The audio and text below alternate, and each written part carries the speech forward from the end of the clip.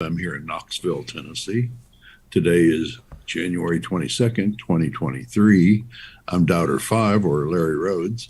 And with us, we have our co host today, as usual. Hello, Wombat.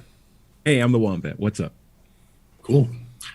Digital Freethought Radio Hour is a talk radio show about atheism, free thought, rational thought, humanism, and the sciences. And conversely, we'll also talk about religion, religious faiths, gods, holy books, and superstition.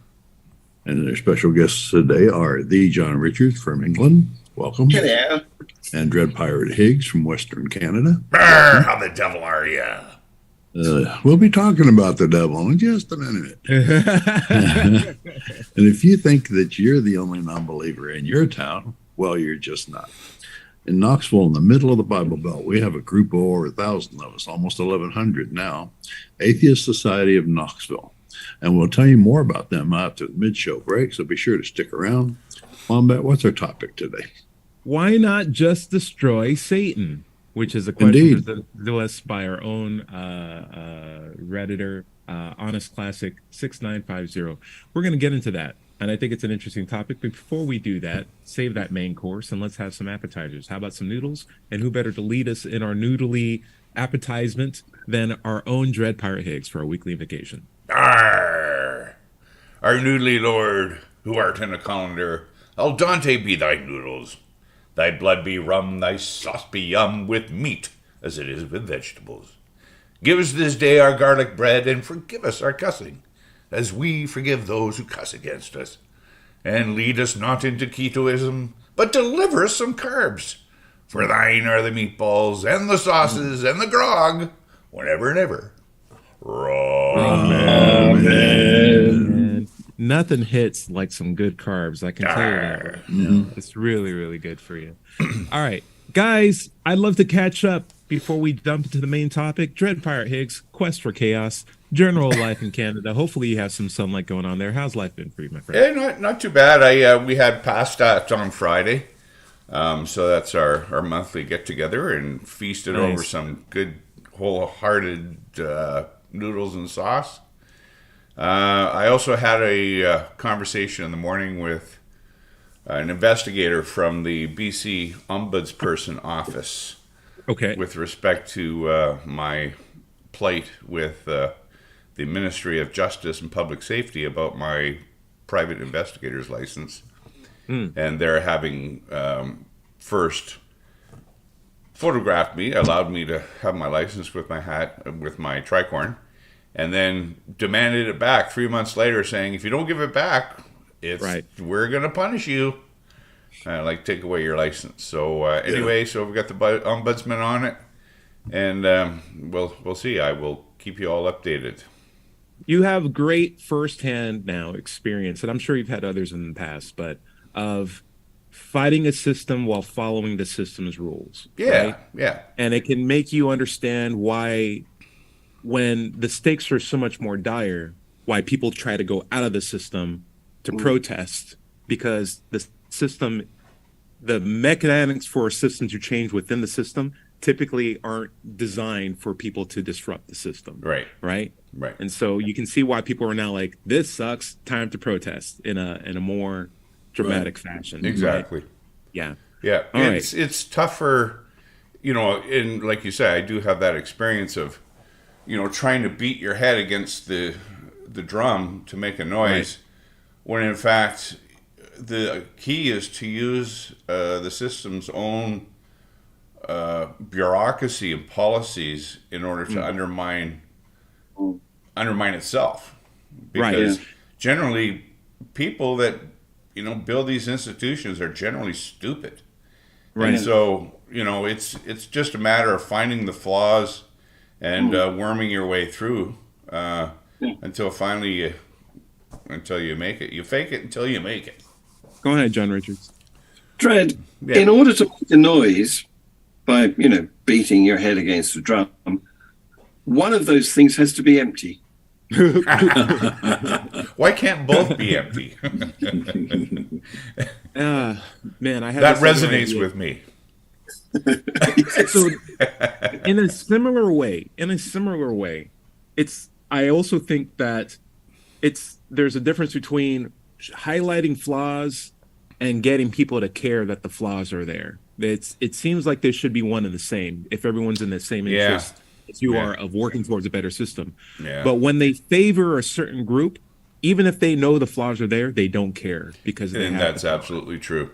Right? I hear it all the time. Like, well, you're a pacifarian. Obviously, you're ridiculous, and you don't believe that stuff. And it's like, I just point the finger back at your own self there and have a look at what you believe. Outsider test of faith, and just have a look from an objective point of view, and ask yourself, does a big boat with 2 of each species in a worldwide flood actually make sense to you? If it does, snakes then you're on the same level as I am, and let's just live and let live. So I've been on the call with Boudreaux. I've been at his place, and we've had a roundtable discussion before about this very topic. And a Christian who was with us while we were talking about religion brought up the idea that Pacifarians don't actually truly believe in their noodle god. And what do you think about Tatai? And I said, I don't care, because it doesn't matter whether they actually believe or not. It's the fact that the system is now putting them in a marginalized status where they can't, where there's institutionalized favoritism on certain ideologies and not theirs, despite the fact that there's no true or should be a barrier or test of faith for any of these. Like, you shouldn't be like, well, I don't think you actually believe it, therefore you shouldn't get the rights that these people who I do think believe it get. That shouldn't be the case. It doesn't matter whether they actually believe it or not. So we shouldn't be asking that question. We should just be asking, are we fairly divvying out these rights to everyone? And should we even in the first place? And if not, let's just take this all off the table and find a different criteria to follow, in my opinion. John Richards. According to the theory of mind, we can't know what a person believes. Right. So what's this guy on about? Yes. Well, and it could be said, too, that there are people who are willing to express themselves outwardly as belonging to a particular faith for reasons other than believing in the faith. I mean, certainly there are people of, Hindus or Sikhs or Muslims who are, compelled under their sort of cultural milieu or social milieu to conform in order to participate in that culture. You don't get a job in a Sikh neighborhood unless you're demonstrating yourself as a Sikh, whether that's wearing a turban or wearing a bangle, which is what many of the non-turban wearing Sikhs wear. But again, it doesn't mean that you believe in the things that you say you do. It just means that you outwardly profess that, and those two things are very different. Very different. Right. You could be a sheep in wolf's clothing. Aye.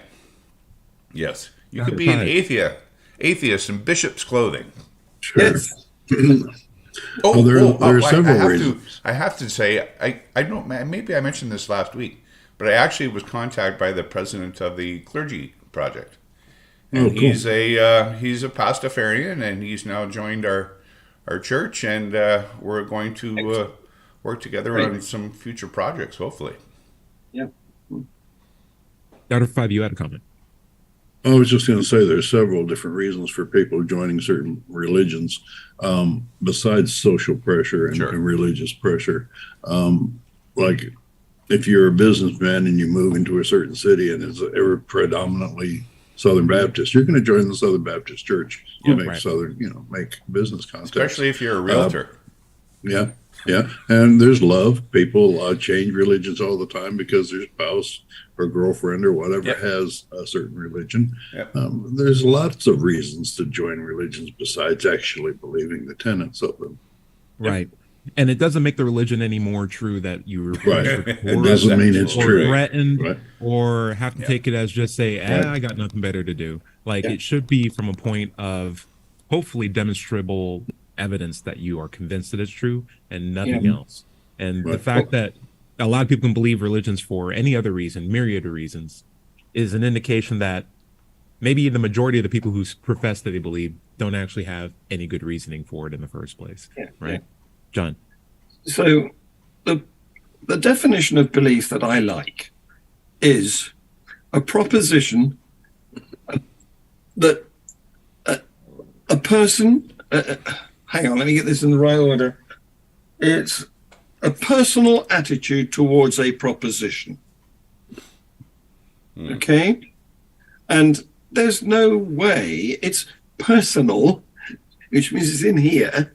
So there's no way anybody outside of here can detect it. Right.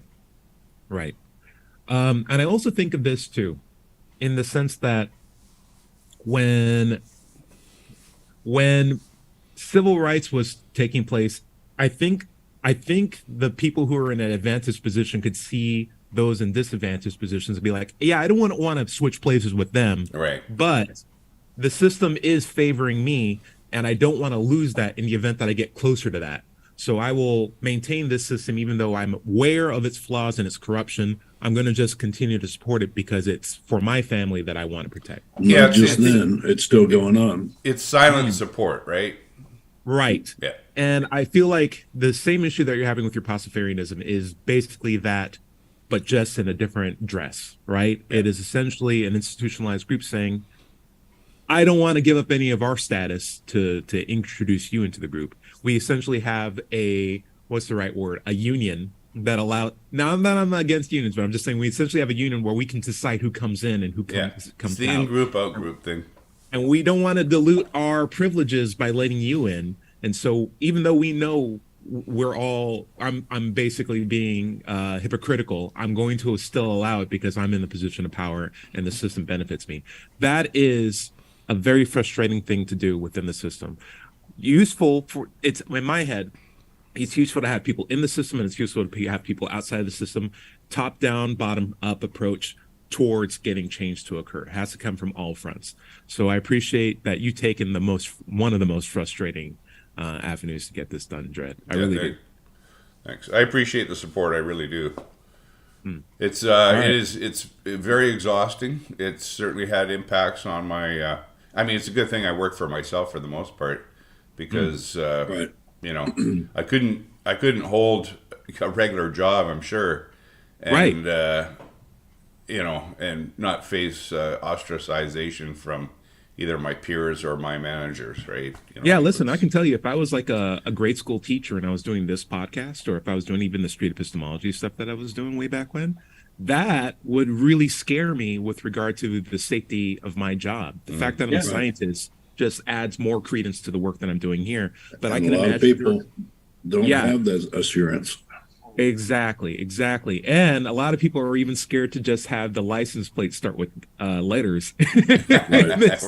Right? Yeah, exactly. Good point. Speaking of which, so there's all sorts of fronting going on. Maybe that could be a topic in the future. But Larry, I'd love to get the video game review of the week. What's going on with you, my friend? I'm still playing Star Citizen. Still nice. Thoroughly enjoying it, but my graphics card is 3 years old.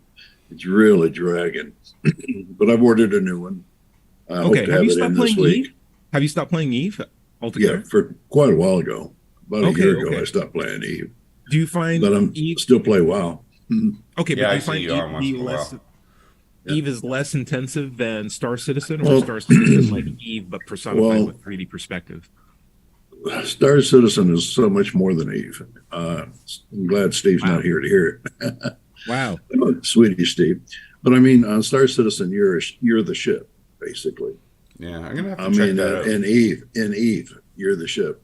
But in Star Citizen, you own a ship, and your friends can come aboard it and man the turrets and sleep in beds, and you can carry them across the galaxy.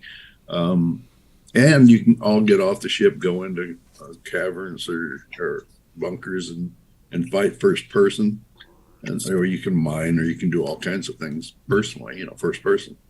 So it's really something. You're actually flying the ship instead of being the ship.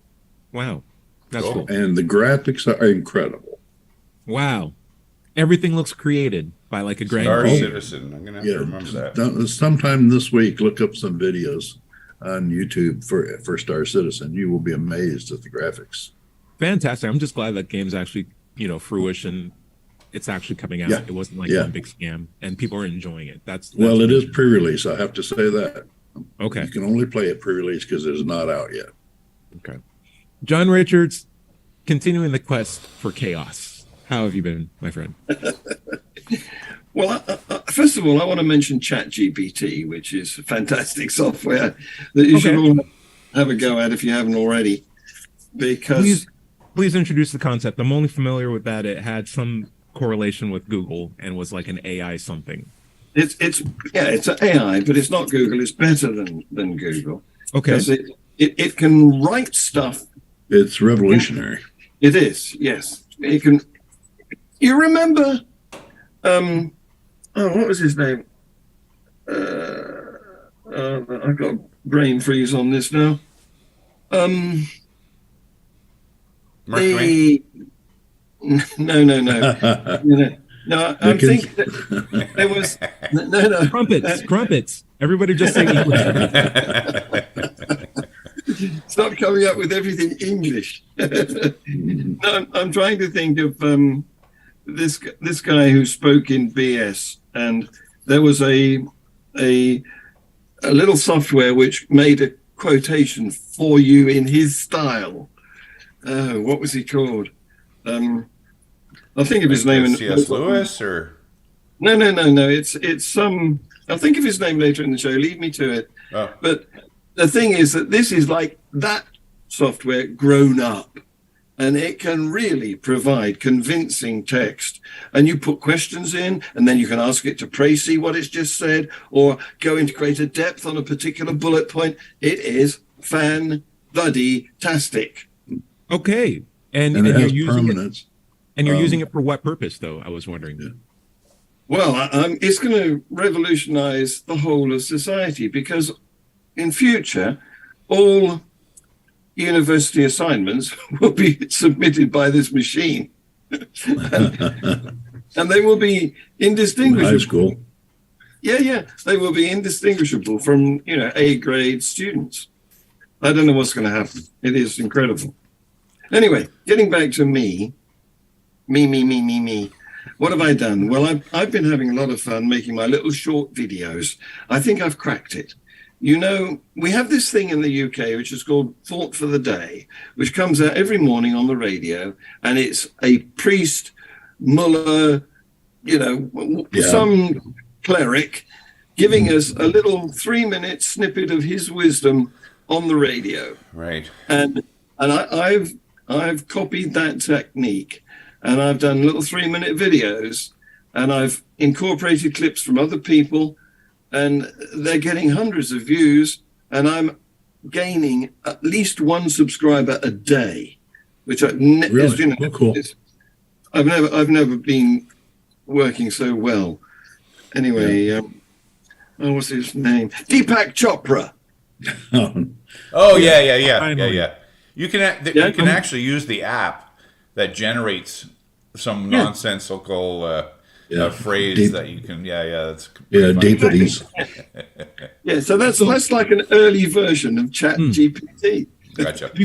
And before we get too scared with what the future might bring, here's some silver lining to it. So like at our job, we work with a lot of robots. We design robots that can do functions, and it's called automation. And typically when people have a job where all day long they're just taking a piece from one conveyor belt and flipping it upside down and putting on another conveyor belt, that's not a rewarding job for anybody. Not only that, but it'll lead to a lot of ergonomic strain or just mental, drain stagnation from just doing this all day. Like that's literally the job. So when we come up with a robot, we give that person an opportunity to fulfill themselves in a much higher advanced level role, or open up a new opportunity for someone to design something more interesting, or be a robot technician rather than just a item flipper. Like we advance our society to a higher status, more meaningful jobs. And so instead of people, whatever job we had back in the day where it's like everyone's either a ditch digger or a blacksmith, which are both fine. You need those jobs. But now we have a much greater flavor of different kinds of careers and professions people can get into as a result of technology coming about. So these are good things when I hear, we have something that can make writing school assignments throat. It's like, good. So now maybe we can go from just paraphrasing chapters and books to critically understanding the nature of what was said and pushing back on some of the ideas that were presented by the author himself or herself and figure out what we need to change. We can at least hope that the student will read the essays that the AI generates and get the point of the assignment. Or at least get new essays, because I'm tired of reading the same 4 books in high school over and over again.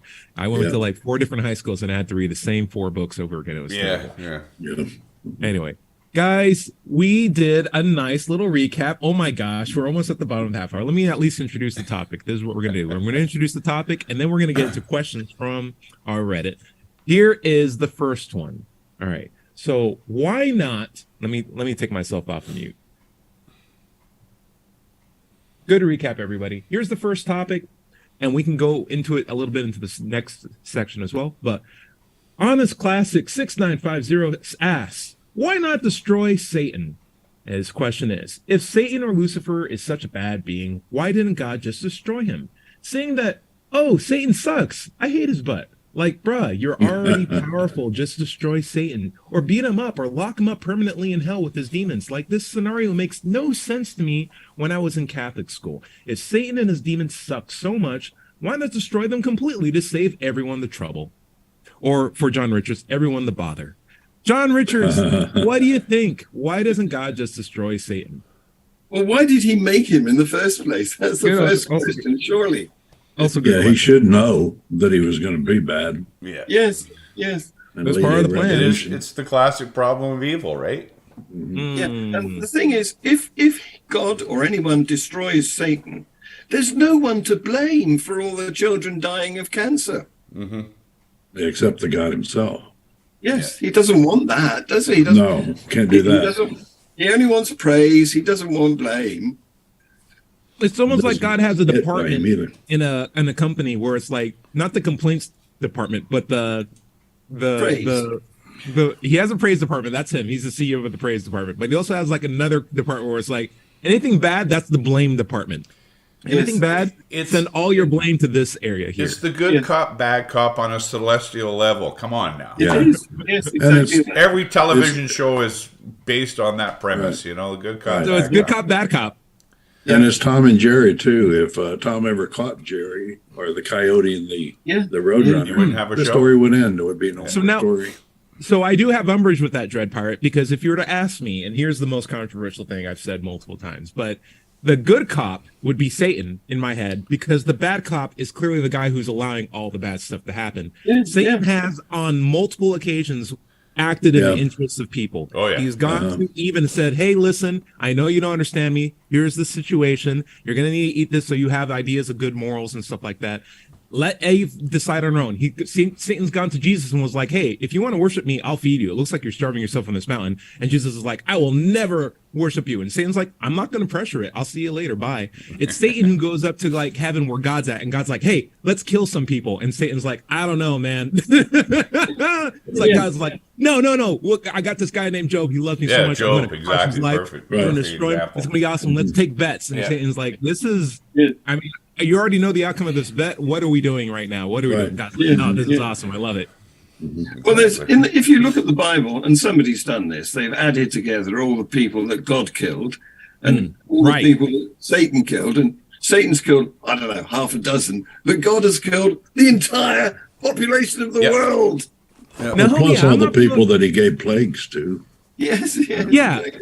Could you? What's the example where Satan's killed somebody? That beats me. I don't think there is any. I don't think there's a single one. Whereas God kills nearly the entire population of Earth in chapter 1. And even harmed anyone. Yeah. At most, Satan's like, here's an option. I'm going to let you know it. I'm not forcing you to do it. In fact, in certain cases, the person he's talking to doesn't have an awareness of right or wrong anyway. Right. So like that was like, you know. But he was telling the truth. He wasn't even. And it was the truth every single time. Yeah, honestly. And honestly, what was the biggest crime Satan has ever written in the book itself, to give clarity of like how God leverages his own ego, is Satan thought he was more beautiful than God. That is the number one crime in the Bible for Lucifer. So it's an interesting concept. In my head, it's like if there was a bad cop, good cop, it's like the show was called Good Cop, but it had the titles flipped accidentally because like the good cop, or God wrote the movie after himself. It was just like, Right. you're not the good cop guy. He's like, no, let Brad Pitt play me. It's Yeah. like, you're 400 pounds. Right. I don't care. But we need to take a break at this point. All right. We'll be back with this same topic. We'll be carrying on here in a little bit. So stay tuned for the second half of the Digital Freethought Radio Hour here on WOZO Radio 103.9 LPFM here in Knoxville, Tennessee. We'll be right back after this short break. Yeah, I found a graph. Satan killed 10 in the Bible, and God killed. Let's bring it back. Let's bring the Yeah. show back, and you can tell the audience. Yeah. Could you also post? Could you post that link, John, in the Zoom? Yeah, sure. Coming up. There you go. Oh, I'm surprised it's a wired.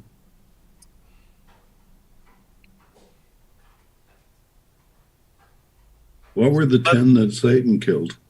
I don't know. Exactly. I'm not a Bible expert, and I never intend to be one. I've got better things to do. Maybe But that was Job's family because God let him kill him or something. But that was God. That was God. That was like orchestrated, planned by, and like everything is God, right? Yeah. Yeah. If God is everything, allows everything, then even God has culpability for Satan's killings. Let me. There shouldn't. Let's see. People, Satan killed. Yeah, it's unfortunately not credited or cited in the Wired article. Yeah. Mm-hmm. By the way, that boring job scenario you outlined, Yeah. with flipping something repetitively, that Sure. of course was part of the premise of Charlie Chaplin's film Modern Times. Oh. Have you seen that black and white movie? He's got this conveyor belt going past him, and his job is to tighten a nut with a spanner every time, and he gets the belt goes faster, and he can't do it. He's running, trying to keep up. Here we go. So Wow. it says Satan's toll is 10 people. It appears that Satan only killed 10 people in the entire Bible, the 7 sons and 3 daughters of Job. And he only does this because God wanted him to, allowed it, and it was part of a bet. Technically, the blood is on God's hands for these as well. So in my head, I would say like that was God's picking. He would be an accessory for murder, if anything. Like you can't Well- you can't be like, hey, kill these guys, here's this gun, do that, kill it right now, and I'll Well, give you money. yeah. Like that is your Well, in You are part of America, anyway, if you know about a murder beforehand, then you're accessory if you don't do anything about it or right. notify anybody. Or And that means conspiracy he's for the murder. accessory for every single murder ever. Right. Right. Well put. Oh, anyway, this is too good. We gotta go back into the show. Okay. All right. 5, Um, 4, 3, 2. Welcome back to the second half of the Digital Freethought Radio Hour on WOZO Radio 103.9 LPFM here in Knoxville, Tennessee. I'm DJ Doubter 5. Let's talk a moment about the Atheist Society of Knoxville. ASK was founded in 2002. We're in our 21st year now. We have over 1,000 members. We have weekly in-person meetings every Tuesday evening in Knoxville's Old City at Barley's Tap Room and Pizzeria. I'll be right after work around 5:30. Look for us inside at the high top tables, or if it's pretty weather, outside on the deck. We also have a Tuesday evening Zoom Ask Meetup. If you'd like to join us, email us for details at askanatheist@knoxvilleatheist.org or let'schatsE@gmail.com. You can find us online at Facebook, meetup.com, or go to our website at knoxvilleatheist.org. Or you can just Google Knoxville Atheist. It's just that simple. By the way, if you don't live in Knoxville, you should still go to Meetup and do a search for an atheist group in your town. Don't find one? Start Start one. one. Right. Well, Wombat, where you want to pick up? Why doesn't God just destroy Satan? We have gone over some interesting research over the break, and we found out that Satan's toll would be 10 people. This is from a website that Jonathan posted by Wired. From some deeper digging down, we found that it appears that Satan only killed 10 people, the 7 sons and 3 daughters of Job. And he only does this because God wanted, allowed, and made it happen as part of a bet. Technically, the blood is on God's hands for these as well. Yeah. Yeah. And then even in the garden, when he theoretically doomed mankind, he was actually telling the truth. It was God that was lying. God said that you would die if you ate the fruit. You would but I do want to stay on the killing topic, because I want to imagine a scenario where we have 2 people. One person, we'll call him person A, tells person B, listen, I will give you this much money. Let's bet. I will give you this much money if you win the bet, and I'll take this much money if I win the bet. Here's a gun. I want you to kill that person right there. That's the person who I want you to kill. Please kill that person, and we'll do it over a reward for a bet. How's that sound? Even if that person B, commits the murder and gets arrested, the other person can get arrested for conspiracy for murder or accessory to murder. Contract for murder. Yeah, exactly. Like that is an incentivized means of causing harm in the public. And of course, we want to protect ourselves from that. Yeah. Larry, you also made a really good point that since God is in charge of everything, every single murder that's ever happened, he has been accessory to murder for. And I think that's a really startling concept. Right. If you know about it beforehand, don't do anything or don't notify the authorities, you're an accessory. Yeah. But in the interest of balance, just within the Bible, God is responsible for the deaths of 2,038,344 victims. Yeah. And that's not counting the entire earth, right? I don't know what the population was back then, but I don't think anybody does. Right. No. Yeah. I was going to bring up this book here, The Skeptic's Annotated Bible. Mm-hmm. And it's broken. It just, goes through the entire Bible and points out all the salient points that any skeptic should be aware of. It actually breaks it down into 13 categories: instances of absurdity, injustice, cruelty, intolerance, good stuff, contradictions, interpretation, misogyny, sex, prophecy, language, politics, and homosexuality. So this book has got it all, man. Cool. Yeah. So my thoughts on this is, when God's not involved, Satan's not killing anybody. And I think it's pretty clear that whenever there's a murder that does take place, God is involved. Well, if he's all powerful and could prevent it too. So maybe the problem isn't getting rid of Satan. Maybe we should just get rid of God. Why doesn't God get rid of himself? Like, that could be the most immediate way to solve a lot of trouble and bother overall. That's my take. Anyone else want to add to that? Okay, cool. We're working on it. Okay, so next question. This one's going out to John Richards. John Richards, let me throw this question up at you. So Difficult Plankton 467 asked us, why are so many people obsessed with personifying the unknown? As a species, there's a lot we still don't know. A couple thousand years ago, we knew less than what we did now, so creative minds came up with religion to explain what reasoning couldn't. In some certain sects, it seems that even people who identify as non-religious can't help but talk about things like non-duality without referring to the unknown or unknowable aspects of God, if you will. It seems rather narcissistic to think that in this unimaginably large universe, anything that is unknown is somehow anthropomorphized by default. And you might want to define those terms as well: personification and anthropomorphizing, before you go into what you think. Yeah, the unknown should be exciting and motivating. What do you think about that, John?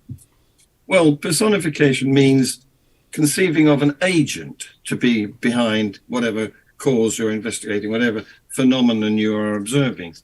And why we do that? Well, I have a theory, of course, and it's because the only things that we know historically have known the causes of have been done by men. I mean, we know that men make bricks, make swords, everything make food, make fire, everything that we know was started off has been done by an agent in the form of a human, right? And therefore, when we find something that's happening that we don't know how it started, the natural tendency is to wonder what agent, what person might be doing that. So and that's why you get Thor is making thunder, the volcano is making volcanic eruptions, and so on and so forth. There's always got to be, because of our experience of this being the cause of everything, the only one that we can actually pin down being an agent in the form of a man. Therefore, we extrapolate that, and all these other things that we can't see how they began must be another agent. Right. Yeah, it's actually called hyperactive agency detection. That's a well-known psychological phenomenon. It's also tied in with pareidolia, where you see patterns and faces in either inanimate objects or certainly non-animal features of the environment, like clouds and seeing Jesus on a piece of toast or whatever. Right. It's the pattern making portion of our brain. That's how kids, babies come out of the womb and recognize their mother's face, because they're hardwired to find those patterns and formulate them in cases where they're not even there. So as a guy with a biochemistry degree, that is the default, most instinctual way how we understand the world. And it's to how all of our hormones work. When we do something bad, we get pain sensation. It's like, oh, this is a bad thing. I got it. When we do something that feels good, we get pleasure hormones. Now we associate that with good things. It's all pattern-based recognition of how we operate. And in the modern world, we live in a completely fabricated environment. We live in man-made houses. We drive on man-made roads in man-made cars. We eat out of man-made containers. So we go to man-made parks and we think, oh, God made this. It's like, nope, there was a guy who planted these trees. That's right. Yes. So the temptation there is to make the assumption that there is somebody, some creature, some agent doing everything. Mm-hmm. At a microcosm, I also find parallels between the popularity of simulation theory versus how often simulation becomes part of the mainstream discourse of people. Or when we start using simulations more and more, simulation theory becomes more and more popular because more people understand it and they can use that as an analogy to explain unknown aspects of reality. And so whenever I see people appealing to simulation theory, it's like, that's a thing people didn't do 100 years ago when computers weren't nearly as sophisticated. But as a reliance on computer models and adaptations became more prevalent, I would not be surprised if maybe 40 years down the road, we have a new theory called AI theory, and God's just one giant AI owned by a giant corporation or something like that, that's just controlling everything. It sounds silly to us now, but as we become more part of the mainstream, it just becomes more commonplace. It's the exact same reason why we call God our Father, because most people who exist have fathers, and they say, hey, God's just the Heavenly Father. It's an analogy that people can grasp onto. It's just another pattern. Yeah. He's the guy. He's the guy behind the curtain in Somewhere Over the Rainbow. Right. What John was saying about parks being God made and no, we made them, it reminded me of a joke. Is a preacher came up on this guy, a farmer whose fields look lush and all full of crop and all that. And he says, well, Farmer John, he says, God really took care of your crop this year. It looks wonderful. He says, yeah, but you should have seen what it looked like when I was sick for a month.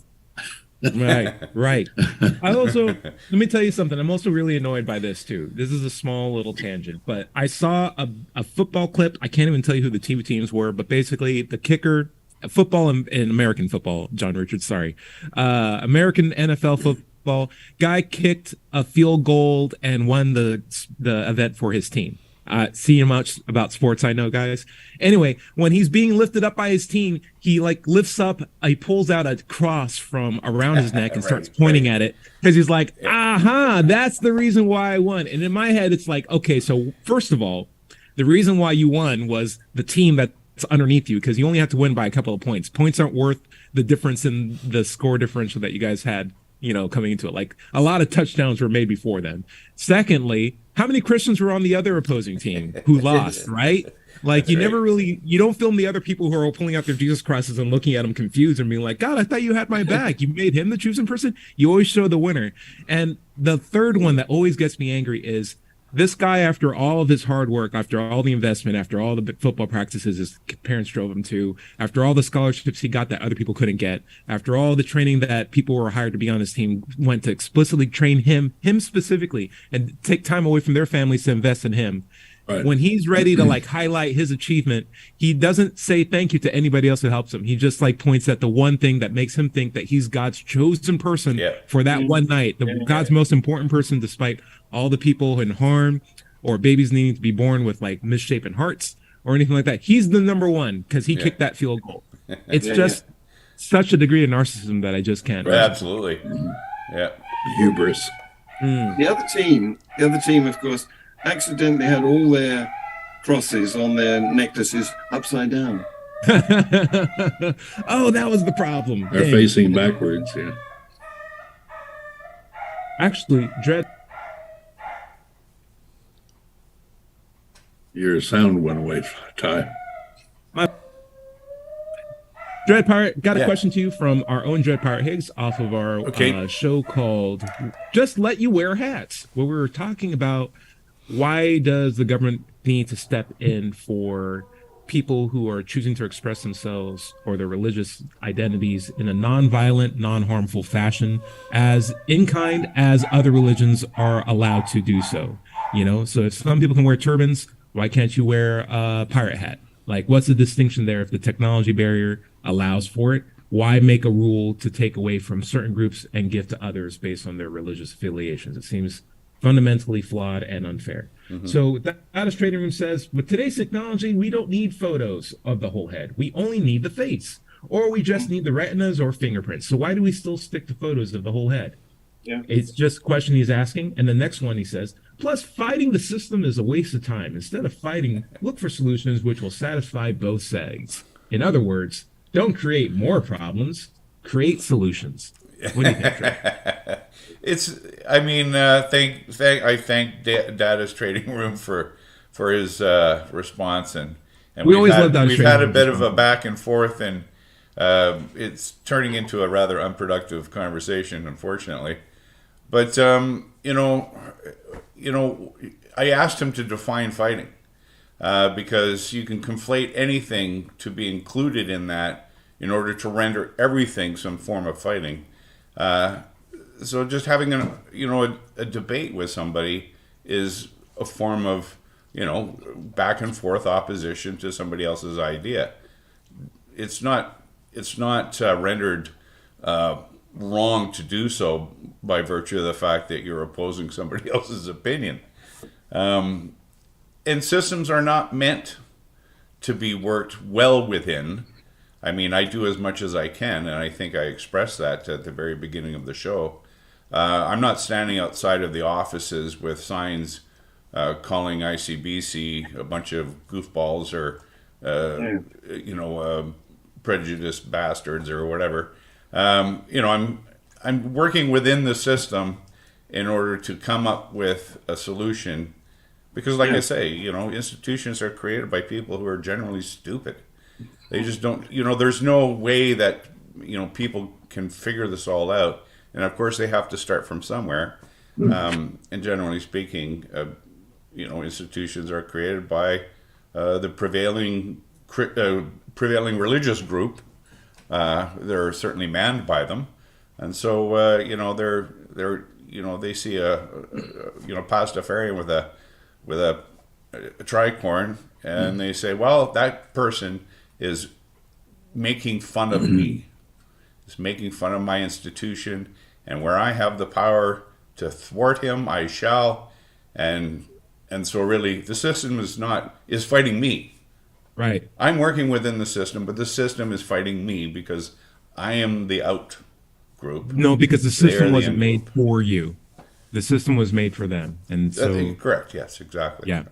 Yeah. So yeah, it is against you. And I appreciate the approach that you're going through, like the systematic, peaceful approach is a necessary arm for change. And I also find that it's one of the easiest ones to dismiss by those in power. But you are well documenting it. And Yes, of I don't course. think they aren't aware of the hypocrisy. I definitely think there are some Christians that can empathize with you, especially in just like a straightforward conversation about it, one to one, face to face, and not through bureaucracy. But they won't act on it because they have the benefit. They have the benefit. It reminds me of an episode of Star Trek where there was like clearly an alien race that got captured in a jar, and they're like, "Why are we in jars? We have just as much intelligence as you." And I think Kirk was like, "It's not because we're moral that we're doing this; it's because we're stronger." And that's all he could offer. It's not the fact that we're better than you that we're putting you in jars. It's just because we're stronger than you and we can't risk you getting out. Right. That's right. all there is to it. Right. Sorry. I know I'm being flawed, but I'm doing this just because I can and I have to. Well, it actually reminds me also of the episode of Star Trek where the computer created Moriarty, and Moriarty was then able to reprogram the computer. So essentially, it was what you say is like an intelligence had to be kept into a jar because it risked their existence, right? Right. Yeah, I like this idea of jars. I mean, pickled aliens? There's a new market, surely, for that. But if you think about it, the whole reason we put people in jail is because we have to, for self-preservation. We can't have them wandering around society continuing to do the same things that they've been doing. Yeah. So we have the power to put them away and keep them away from society. So we do. Mm-hmm.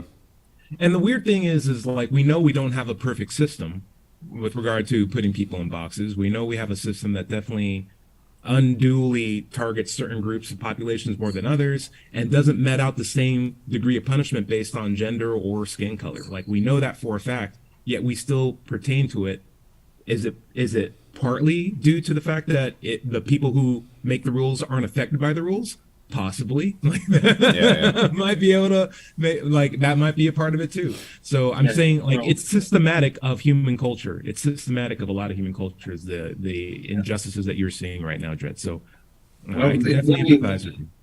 When the environment changes and the population mixes up a bit, then obviously the rules have got to evolve. Right. And that's why there's just as much fight against that mixing up. Like it wasn't until very recently in American culture that it was illegal for interracial marriage to even exist. Yeah, sure, of course. That had to be protected, Yeah. right? And we take that for granted, but in the society that we're in now, and that's good that we do, but it's also something that we should be aware of so it doesn't get taken away from us, because we also had things that we taken for granted be taken away from us too. But it's interesting that the change there for interracial marriage, it was a hard thing for society to get on board with. But you would think that over the times where this has been the case, where society has had to come to terms with this big change, that it would make change easier to come to terms with. Right. But we see with homosexual, gay marriage, that again, it's a tough fight that one group has to fight in order to effect change, and it takes society has a hard time coming to terms with it every time. Yeah. Right. The way how I think about it is... Can I have a word on that too? Because we have a situation here in the UK where who's going, me? Yeah, go on, John. Yeah. The situation we have currently in the UK is that the established church, the Church of England, is having a disagreement internally about whether or not to marry homosexuals, LGBTQI plus people. And there's two schools of thought. Some of the bishops think we should be more tolerant and we should marry them in church because, they love each other. They're being faithful to each other, and there's no reason to discriminate against them. And then the traditionalists, they say, we can't do that. It says in the Bible, it's a sin. So at the moment, it looks as though the Anglican Church might split into two halves, the pro-gay marriage and the anti-gay marriage. And the question is, if that happens before May this year, the question is, who's going to crown the king? Right. So I wanted to bring up an analogy. Like we have a pot. We're one big pot, all society. And when we find out interracial marriage is okay and totally fine, we're like stirring a certain section of that pot. We're just making a small circle, but the area in that vicinity goes from being cold on the top, hot on the bottom to now just warmed up all around. It's more homogeneous, right? But because we stirred in that particular area, doesn't mean the other corner of the pot is any more evenly distributed. It's still going to have a hot bottom. It might even have a more hot bottom because it has been unstirred for even longer. But we did get better at stirring, which means the mechanics have gotten better. We've learned from how to stir properly. We understand how to get more people motivated in it. We have demonstration that it works. We have people that can be motivated. We have stories and narratives that we can tell that we know are functional and work and effective. And we can take that same energy and go to the next side of the pot. So yes, if we stir one corner of our pot, we may not mix everything, but we at least get better at stirring. And so we have to just continue to stir because it's that flux that keeps us all from burning at the bottom, is the best way I can put it. Sorry, I got stuck when you said hot bottom. Yeah, I want to hear more about the hot bottom. Yeah. So yeah, asexuality. But Ty, isn't it the case that in politically speaking, Sure. people are more divided than ever? I mean, political races like the presidency are won by a few points. Like, it's crazy how close and how divided people are. Like in Britain there with the Brexit, right? I think it was 51 in favor and 49 against or something. I mean, why? If it's so unclear if the issue is so unclear that people are so equally divided, is it really a fair thing to impose the winning side to any question when it's only by 1%? Because you have almost an equal amount of people who are going to be dissatisfied with the outcome. Exactly. Right? The suggestion is in future, if we ever do that, and I suggest we shouldn't, referendums are a bad idea because they push the decision down from the experts who might know what they're talking about to Joe Public, Yeah. But the suggestion is if we ever do it again, what we need is a super majority. So Yes, 70% or more, right? Yeah, Yeah. exactly. At least 2/3. Yeah. Okay. Yeah. Larry, I got the last Perfect question world. for you. Are you ready for this? Okay. What do Unicycle Copilot wants to know, what do I do with all these Bibles I've taken from hotel rooms? You know what I There's do when I go mulch. You can always mulch them. You know what I do when I like in Canada they don't put them in hotel rooms anymore, but I do bring my my postcards, my Pastafarian postcards, and I put them where the Gideon's Bible used to be. So I'm spreading the word. Yeah.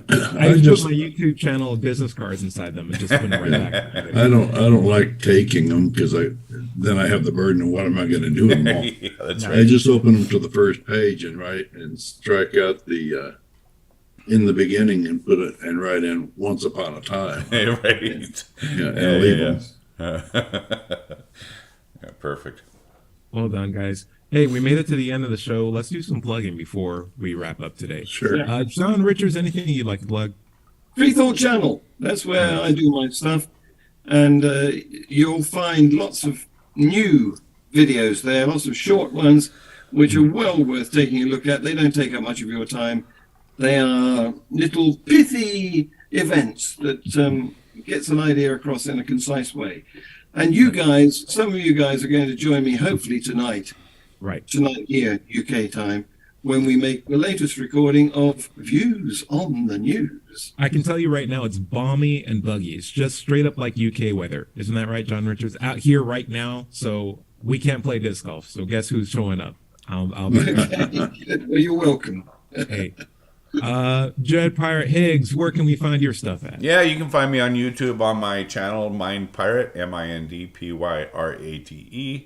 I'm looking forward to putting on some more content. So, stay tuned, check it out. If you like it, subscribe and tick the bell and the thumbs up and all that good stuff. Thank you.